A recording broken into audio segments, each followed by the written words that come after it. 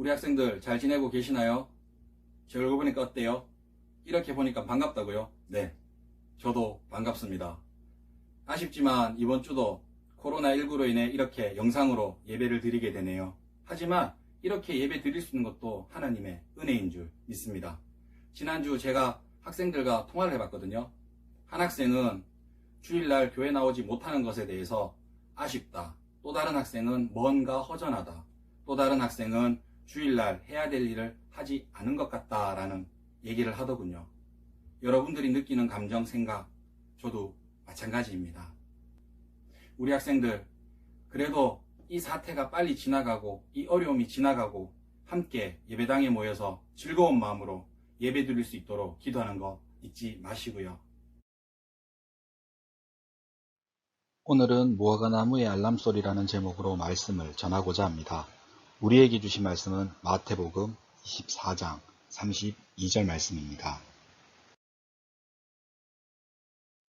다 함께 봉독하겠습니다. 무화과나무의 비유를 배우라. 그 가지가 연하여지고 잎사귀를 내면 여름이 가까운 줄을 아나니. 아멘. 오늘 말씀을 잘 이해하기 위해서는 마태복음 24장 전체를 알아야 되거든요. 우리 학생들 오늘 예배 마치고 꼭 24장 전체를 한번 읽어 보시길 바랍니다. 자, 어디서 많이 봤죠? 우리 교회 앞마당에도 있는 바로 무화과나무죠. 꽃을 피우지 않고 열매를 맺는다고 무화과나무라고 합니다. 마태복음 24장은 재난의 징조, 가장 큰 환란, 인자가 오는 것 등을 무화과나무의 변화를 보면서 배우라고 강조하고 있어요. 다시 말하면 무화과나무 가지가 연해지고 잎사귀가 나면 여름이 가까운 줄을 알듯이 우리도 세상 끝날의 표시를 통해 주님의 재림이 다가옴을 알고 그것을 깨달았으면 그리고 그 바른 믿음으로 깨어 있으라는 말이 되겠죠. 해외 뉴스를 보면 최근 10년 사이에 세계 곳곳에서 분쟁 지역이 더욱 많이 늘어난 것을 알 수가 있어요. 인류가 더욱 성숙해지면서 전쟁이 줄어들고 평화가 확대될 것 같은데 웬걸 그렇지 않았네요. 전쟁을 위한 국방력 강화가 강대국들을 중심으로 해서 경쟁하듯이 증가했죠. 멀리서 찾을 필요 없이 당장 한반도 정세와 이를 둘러싸고 있는 중국, 러시아, 일본, 미국 등 한반도 주변에서 자신들의 힘을 과시하기 위해서 난리잖아요. 어디 이것뿐이겠어요? 세계 곳곳에서 전쟁과 기근의 소식이 들려오죠. 특히 지난 2000년 동안 민족과 민족, 나라와 나라가 대립하고 갈등하고 전쟁하는 일은 계속적으로 일어났고 오늘도 곳곳에서 발생하고 있잖아요. 마태복음 24장 6절은 난리와 난리 소문을 듣겠으나 너희는 삼가 두려워하지 말라고 말씀하십니다. 또 이런 일이 있어야 하되 끝은 아직 아니라는 것이죠. 이것이 재난의 시작이라고 말입니다. 주님은 우리에게 이런 분쟁의 소식을 들으면서 우리가 정신을 차리고 조심하는 마음을 가지고 깨어 있기를 원하시는 것이에요. 그리고 더욱 심각성을 느끼게 만드는 것은 자연현상이죠. 이미 지구의 자연현상은 균형을 잃고 흔들리고 있잖아요. 이 사진은 지난 2019년 10월 북극해에 위치한 러시아 노바야 제물야라 섬 일대를 탐험하던 러시아 탐험대가 빙하 속에 묻혀있던 섬 5개를 새롭게 발견한 것을 찍은 거예요. 지구온난화가 심해지면서 빙하가 급격히 녹아서 빙하 밑에 수천 년 묻혀있던 그 섬이 모습을 드러낸 것이죠. 수천 년 지구를 덮고 있는 두터운 빙하층이 지구의 온도를 조절해주고 질병의 발생을 감소시키는 등 지구 환경의 균형을 유지해 주었는데 만년설이라 불려진 알프스는 현재 빙하가 너무나도 빠른 속도로 녹아내리고 있어서 알프스의 빙하는 최근 5년간 무려 알프스 빙하의 10%가 녹아서 사라졌다고 하네요. 정말 충격적인 보도죠. 그래서 빙하가 녹아 흘러내리는 물을 사람들은 빙하의 눈물 또는 지구의 눈물이라고 말합니다.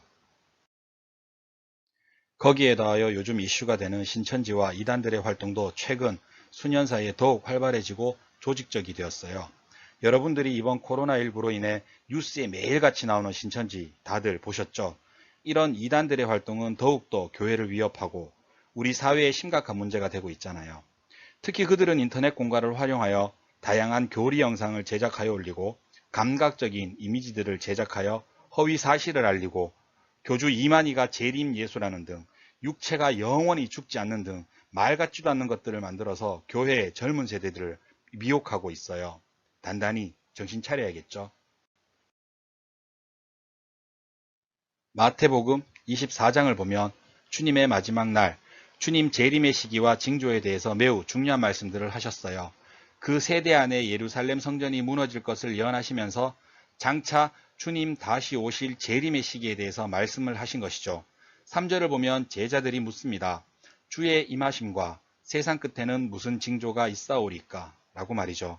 그러자 주님께서 4절부터 아주 길게 주의 임하심과 세상 끝의 징조에 대해서 말씀을 하셨는데 주님은 3가지를 말씀하셨습니다.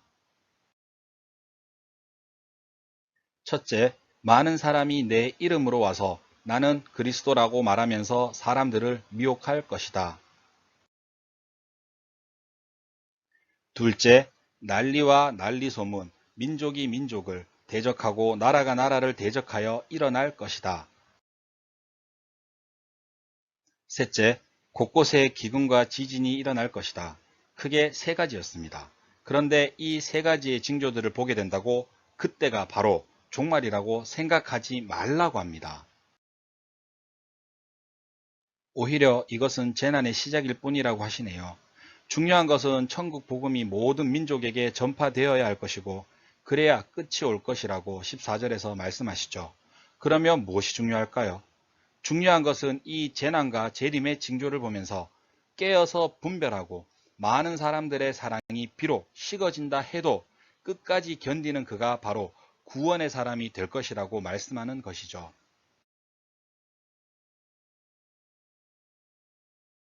그래서 무화과 나무의 비유를 배우라고 말씀하십니다. 32절에서 가지가 연하해지고 잎사귀가 나면 여름이 가까운 줄 알듯이 너희가 비록 그 날과 그 시기를 모르지만 깨어서 그 날과 그때를 준비하라고 하십니다. 마치 알람 소리를 듣듯이 알람이 울리면 아, 이제 일어나야지. 아, 학교 가야지. 아, 그거 할 때가 되었구나. 그렇듯이 이러한 재림의 징조들에서 주님 다시 오실 날이 곧 다가온다는 알람 소리를 들으라는 것이죠.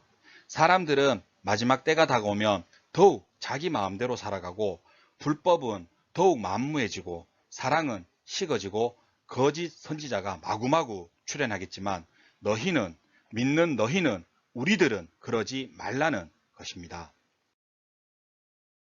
너희는 오히려 더욱 자신을 지키고 충성스럽고 지혜 있는 종의 모습으로 주인이 맡기신 일에 충성을 다하라고 44절에서 46절까지 말씀을 하시는데 45절은 충성되고 지혜 있는 종이 되어 주인에게 그 집 사람들을 맡아 때를 따라 양식을 나눠줄 자가 누구냐라고 말씀하십니다.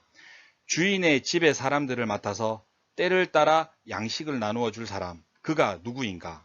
바로 그 사람을 찾으신다는 것이 되겠죠. 사랑하는 우리 충현 학생 여러분, 하나님의 나라, 주님의 교회의 사랑스럽고 충성스러운 일꾼, 그가 누구인지 주님은 찾고 계시네요. 그가 누구일까요?